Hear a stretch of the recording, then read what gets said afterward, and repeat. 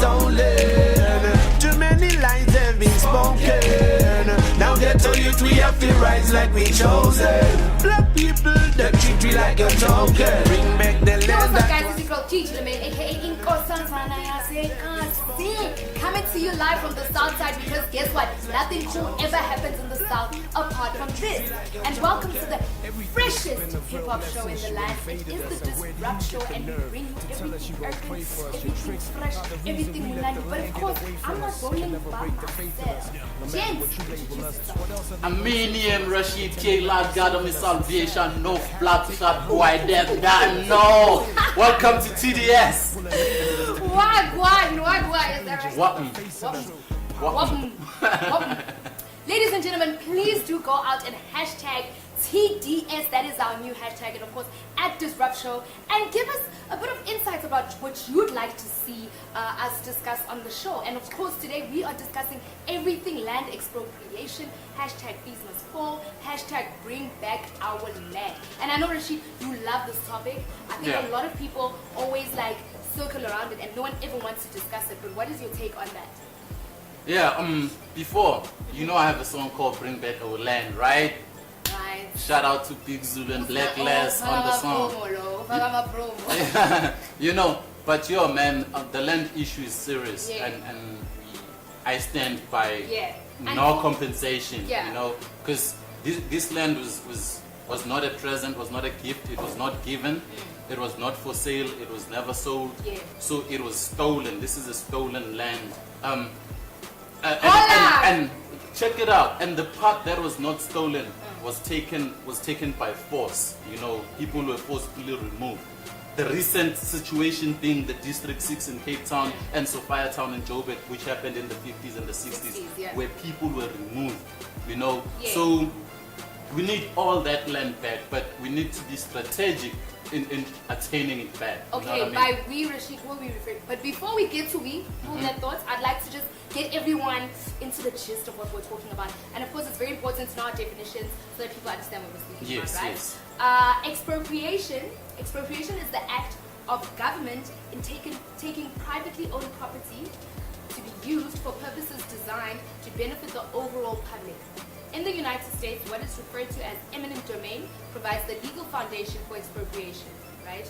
So basically, it's the idea that land gets taken back, particularly by the government. So when you say we, in this instance, who are you referring to? Is it people who were previously disadvantaged, or is it the government? Expropriation must be done by the government in benefit of the people. You must take the land for industrial purposes, where you're going to build schools and firms and whatever, and then you must have land for residential area where people are going to have a right to shelter. You can't have one person with thousands of hectares and he's not doing anything benefiting the everyone else. Yes, you know what I mean? So that's how this whole thing must be handled, so we can't be debating about what am I going to get for my land which you're not rightfully owning, and for a fact that it was stolen and it's been in the wrong hands for generations. White people in the 15th century used to go to India for gold, so they used Cape Town, Cape of Good Hope, as halfway station. They didn't for a couple of years they didn't go into inland. So they were on the coast, they thought there was no one, but there's always been people. Even when later on in the 18th, 19th century they met Shaka, and those people have been there for centuries, because that Shaka's father was Senza Makona, and he had his father who was a king, and for generations. So it's not like, I know white people like to use the excuse of, hey, these Khoisans were here first. Khoisans they were not stable. They would move. They were nomads. That's why you find them. That's why you find them in Botswana, Namibia. They were moving. It's not they were like, this is our territory. No. Unlike Shaga had his territory, and then you have going down south, you have the Xhosas, and then go inland, you have the Lesotho, the Mushweshwe, and then those people were territorial with their place.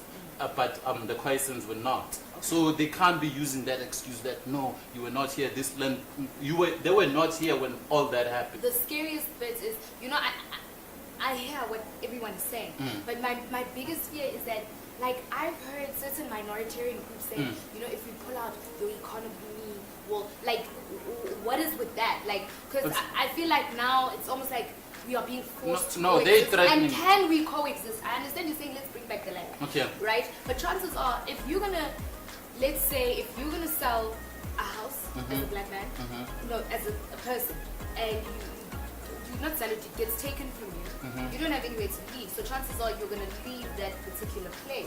Yeah. What happens to those people? Because then they don't have an identity anymore, I guess. They don't have an identity. They always identified with being South African, right? They leave. Yes. Where do they go to? No, we don't say they must leave. Oh, so we're saying, so part of the discussion is saying distribute the land, according to the population dynamics. You can't have 10% owning 90%, while 90% is suffering. And they always threaten us, like, if we leave, you're gonna be another Zim. You're gonna, I've heard it all, That's nonsense, man. We know what happened when Samora Machel took over in Mozambique. When the Portuguese, when white people left, they sabotaged, they left the landmines all over the country. Please talk about the landmines and the pipes, the sewer pipes. Rashid told me an amazing story, guys. And they sabotaged that. And the water pipes were blocked with cement and all of that, so that after them it's gonna look like, we can't cope without these people. But they're the ones who sabotage the land. But where does fees must fall tie into everything? Because I think a lot of people don't understand. I remember there's a lady who said something that was so profound. And she said, the problem with South Africa is that majority of the people are black and that majority are considered white. Right? And where does fees must fall into everything? Just for our viewers to understand why this is one of our subtopics and why we ask things right. Yeah, man, fees must fall must be treated the same way like we had affirmative action and BEE. So education, I know it's hard, it's almost impossible to have like free education all around, but education must be treated like salaries. There must be tax brackets, If you're earning 10,000 and I'm earning 50, we don't get taxed the same way. You know what I mean? There must be tax brackets whereby you say, if you earn this much, pay this much. And don't government hospitals work like that? I feel like they take tax brackets, like if you earn this much, or if you're unemployed, or if you're like a civil servant, like they're different prices. Most institutions are supposed to be like that. From healthcare to education, but people don't know. And if people don't know, these institutions won't let the people know because they want to make profit. You know what I mean? So all these things should be out there saying, okay, you're unemployed, you're on pension. If you're on pension, this is how much, this is how you go about it. If you earn this much, this is how you go about it. But that will like solve a lot of problems. I remember when I was studying at it, and so many of we literally had buildings named after white families. Like we hardly had. I remember there was a particular building called the Senate House, and people wanted it to become Solomon Mahlangu House. Yes. You understand? And I think till this day it hasn't changed. And I don't know if this is just a reflection of institutional racism and how it's probably going to be something that we're gonna deal with. But what is your take on? I know a lot of white people say, look, why bring down statues of Cecil John Rhodes at Rhodes University? Isn't that a part of our history? Well, it's all about money.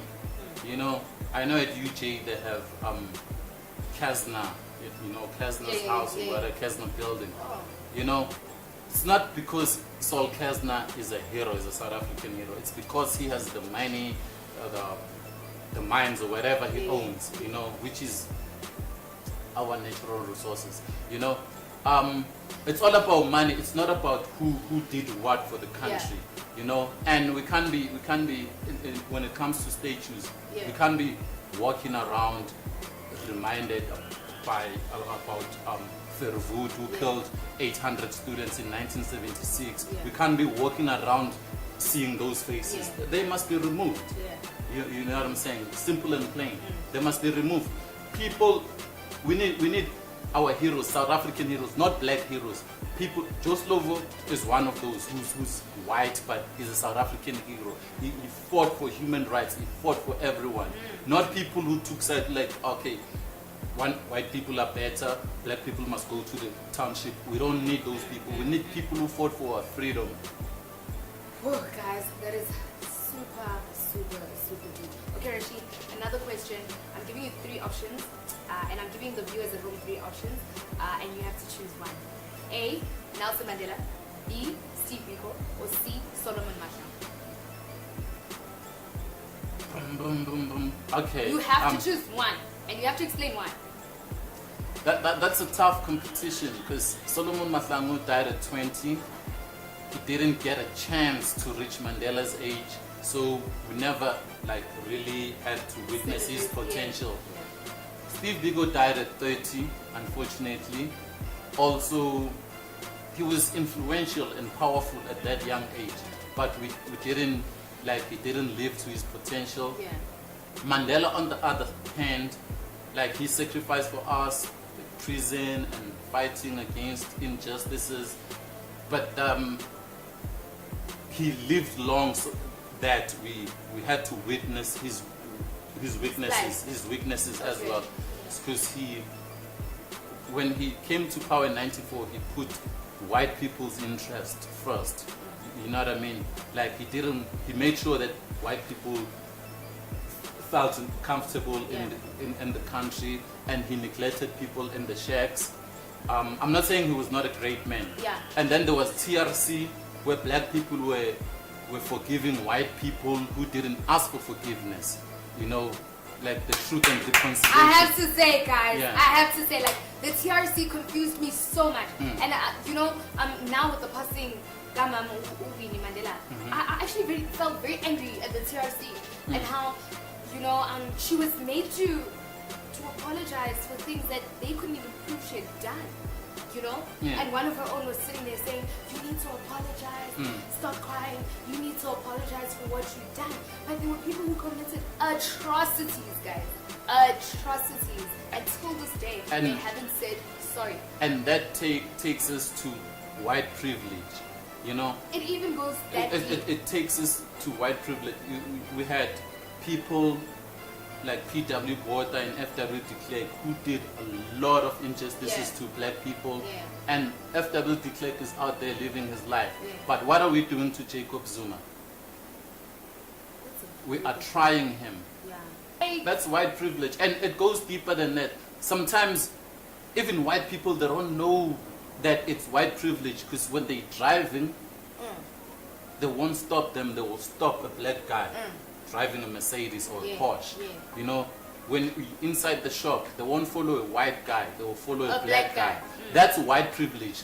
Did you know that there's a place in South Africa, a country with Oranje, where it's only for white people. So Those are the people Can I who didn't want to see any blacks inside. okay. So now, where do they buy their food from? I don't know. Maybe they have their own farms. Yeah, y'all better have your own farms, because But who we're sold them? still mixing that. Hold up. We're still mixing. Hold up. We're still making Hold up. that. Hold up. Oh my gosh, I'm Hold getting up. angry. Hold up. Who sold them that land? Whose land is it? And I heard Uguti, even the helpers are have to be a certain color. The gardener has to be a certain color. The postman has to be a certain color. They even have their own currency. That doesn't Yes. work anyway. So now, that's what I'm asking. In order for them to buy outside, so it means they never have Coca-Cola, they never have, because at the end of the day, some of these things are still created in South Africa. You do know that the stuff that you're still consuming was made by a black man, right? No, but they don't have a university. When their kids finish matric, they still have to go to University of Pretoria. Exactly. So you still gonna meet with us. You know what I'm saying? You still gonna meet with us.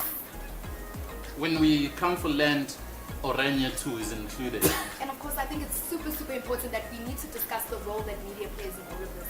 And Rashid, one of the most annoying things for me is how, you know, when anything happens crime related in this country, you know, a white person, you know, the conversation we're having earlier on with our producer, a white person is always deemed as heroic when they come out of it, and it's always deemed as newsworthy. But this is stuff we grow up within the township. Like, if you're a black kid and you've never been robbed in the township, like, Ubani, like, what are you doing? You know what I'm saying? At least once in your life, and I know at least once in my life, I had to be robbed. I have had to be a victim of some kind of crime, but it almost seems as if, you know, when they white took my people car have last decided- year, Rashid was hijacked last year. It was super bad. Like, guys, some scary stuff. And for me, the biggest thing is that, like, we're so desensitized to it when it happens to black people, but when it's white people, it automatically becomes, you know, they have a word for it now overseas. What is it called? The white onslaught. Like, we're killing all the white people. the white genocide. Donald Trump, he's also out here telling us about how we are ill-treating, and I think black people have been very nice for the past 24 years. But the thing is, man, like, crime affects everyone. Everyone. You know, black people get hijacked. When it happens to white people, they think they are being targeted. It happens to them. I tried to explain this to someone the other time. Like, black people are killing the farmers. Like, no, they're not killing the white farmers. They're killing the farmers. If black people owned the farmers, they would suffer the same fate. You know, it's because you guys own the farms, you know, and it doesn't happen to farms. The highest everywhere. If it was white people driving those money trucks, they were gonna think we're being targeted. No, they're not targeting you. They're targeting what you have, whether you're black or white. There's no such thing as white genocide. We are constantly attacked, even by the media, and how they portray these stories. Like, it's almost as if jail. It's easier to spread propaganda through white media. You know what I'm saying? Who owns white media in this country? What is white media? Listen. Donald Trump fell into a trap of AfriForum's propaganda. Yeah, true. Like, in America, they're convinced that we are killing white people. White people are not safe in South Africa. It's a lie. It's a white lie. The R. Kelly story. I'm not saying he was good, he was right. No, R. Kelly's an but asshole. listen. He's a douchebag. Listen. Let me finish. He never said that about Hugh Hefner. That's where I'm getting at. That's where I'm getting at. That's where I'm getting at. Hugh Hefner, the Playboy guy, actually died. Listen, he died with a lot of girlfriends, 50, 60 years younger than him. He died a hero, you know.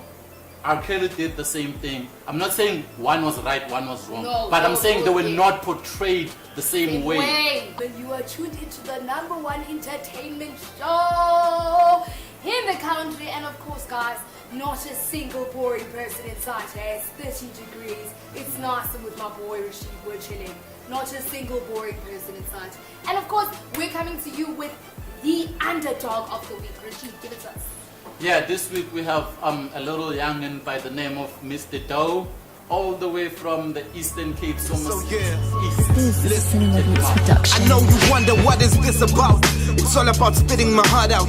Nimazo Mr. Doe bangubanu pumapi, no doubt. So punch up as ngoma and move it with hooks and some will trail out. We punch up and gatu ngongoza panja when you're knocked out. Dimi staring with movie hooks on your kuba right. Feeling me with sin when you come across me like Jesus Christ. Some might hate me with singing ngoma instead to fight. I'm a movie author and shoot this balo. I'm not the acting type. Hope you got your tissue, no tissue kupatri. Can full of my neighbor and bonel and trungu, that is part of me kupat for. Mr. Doe teta no bulelani ku fight and buzo tickle me buzo bundi elani. I know you can't wait and got the pele is gali ninga kali smiling sa studio ngoku steta ndilali. Building a double story ni finger kapi ninga bali. You'll get it, get clip and sense the headlines plus baba stali. Rashid, and what do you think about upcoming people from the East? I love up and coming unknown rappers, man, like breath of fresh air. Actually, I haven't asked Rashid this, but who do you think is the one cat right now from the Eastern Cape doing amazing things, and who not necessarily people have to watch out for, but you know, who's just representing when it comes to the Eastern Cape? Eastern Cape, there's a guy from Peyi by the name of Epic. He's really nice with it. And of course, Mr. Doe. Of course, Mr. Doe already, you know. And then there's a kid called Kid Teeny. You know, He's nice with them Anati. bars. And Anati, yeah, on that singing situation, you know. But I'm talking about lyricist. I see you, Anati. Okay, and shout out to our sponsors today for clothing. Rashid is petty as. But shout out to Puma South Africa, and of course Rashid who's dressing me today. Shout out to Two Souls, man. It's too much. It's too much. Lacing me. It's too every big. damn time. Yeah, and of course this week for our turn-up gig, I'm super excited. I'm getting my sneakers ready as you can see. I'm getting my sneakers ready. Who's over 90 guys? It's the Castlelight hashtag Hip Hop Her Story, featuring Young MA, featuring myself, featuring Rouge, Naughty Nakani, Musi, Fifi Cooper. And the list goes on. Buntle, Taryn Alberts, everybody's going to be on stage. And of course, shout out to the legendary Lee Kasumba. Rashid, I did say last time, I feel like you and Lee Kasumba are the same thing, just a different gender. And shout out to her for everything that she's done for hip-hop. So on the 8th of September at Gallagher Convention Center, we will be bringing to you live. It's going to be a movement. It's going to be a production. It's going to be something that's going to make history. And shout out to Castlelight, and of course, DNA Brand Architects for putting all of this together. I'm in Mahungra, Bloemfontein this weekend with Oskido, Metro FM broadcasting live from there. And then 3 to 6 on Saturday, and then 6 to 10 there'll be Speedster and Loot Love broadcasting from there as well. Mahuta versus Fat Cook, Spring Fiesta. It's gonna be crazy. Yeah, and shout out to at Slicker Online. I heard Slicker and them are feeling our vibe at the Dizrupt Show. So we feel super amazing. Shout out, Slicker, we are Spoken doing Priestess. We see you. We see y'all trying to push movement and stuff. And of course, I speak hip hop. You know, I used to be a subject of your talk. I feel so great now that I'm contributing to the storyline. Rashid, don't you feel great? I feel great, man. You remember I was an editor for I Speak Hip Hop once upon a time. So yeah, man. So shout out I Speak Hip Hop, Slicker on Live. All other bloggers, pay attention. Yeah, and of course, shout out to our hustler of the week, guys. I'm super excited about this one. Who that is? Nothing you can relate to, of course. She's a female. She goes by at Dula Mohe. You know when you're passing in town and then like, sorry sissy, what's your shalala? So that's what the way the Dula Mohe. Oh, okay. Right? Yeah. And you can contact her at Dula Mohe. She does at Dula Mohe, and she does everything ranging from braids to hair coloring to cutting to, you know, everything a lady needs. So she can handle a young fade in she young can, she does the most. And I mean, she's available, and she will be going. We'll make sure that we add her details onto the Dizrupt Show's pages. But of course, she's at Dula Mohe. Super amazing, and shout out to Young Talent for doing that. Rashid, is there anything left? Of course, the big one. Everyone, Rashid, man. Oh, what's hot on the charts? Yes, what's hot on the charts? Flip, man, Eminem, Marshall Mathers the Third. I just dropped an album called Kamikaze, man. You know, remember the Hiroshima situation back in the day, the Kamikaze pilot? Yes. That's where the concept like is crashing on everyone. Yeah. He has a track called Fall where he's just name okay, dropping. so who's it to sing? Hey, he's calling people into order like yo Joe Biden, yo Lil Yachty, yo. What are they doing wrong? Hip hop, the whole hip hop thing. What is it? No, he mentioned people who dissed him on Twitter, because a lot of people had views about his previous album Revival. You know, they said he's washed up, he's whack, what. And then he came back stronger. This is one of my top 3 Eminem's albums, Kamikaze, man. Like he came in hard, and he made trap sounds like ridiculous, because he went in with the flows, with the bars on trap beats. I'm like, yo. And what are some of the features there that people can look forward to? I think there's 2 notable features. It's Royce, his day 1. His day 1, Royce the 5'9", and Joyner Lucas. Joyner Lucas is hot. Joyner Lucas is hot. I remember the first time I saw him was that I'm Not Racist. You remember I'm Not Racist? Yeah. Oh, Joyner Lucas is something. Definitely is blowing up now. Don't give up. He's 29. Yeah. He's blowing up now. So don't give up. Shout out, Rashid. Shout out. You know. And yo, since 2 days later, Machine Gun Kelly replied to Eminem. It's gonna be and it's pretty dope, man, because he mentioned Kim, he mentioned Haley, and he's back in that. Yeah, you know. So I don't know if Eminem is gonna respond, because there's a song called Ringer where Eminem says, if you mention me, millions of views for you and interview with whatever. That's a lose-lose for me. It's a win-win for you. Yeah. So they're not on the same level. I don't know if Eminem is going to respond, but I'm not looking forward to the response. Yeah. Leave him alone. Yeah, I agree. Eminem for me is one of my top rappers. I have to agree. He's the one white boy we're gonna let take control of the land. And shout out to Eminem for Kamikaze Rashid. I'm definitely gonna go and download it. I must say, I've been out of the zone for a bit, so I'm definitely gonna go download it. Nice. But guys, we have come to the end of another amazing episode of the Dizrupt Show. Don't forget to check us out on Twitter and Instagram at the Dizrupt Show, and of course on Facebook at the Dizrupt Show, at Rashid_Peyi and at Gigi_LaMayne. Hashtag TDS. Hashtag TDS, and don't forget to send us your suggestions for our next show. You know, we discuss everything magic here, all is in the night, and you Don't say it. We have to rise like we chosen. Black people that treat we like a token. Bring back the land that was stolen. Too many lines have been spoken.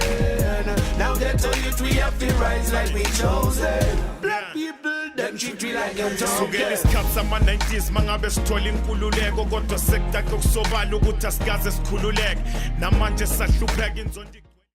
Dream Big Entertainment House.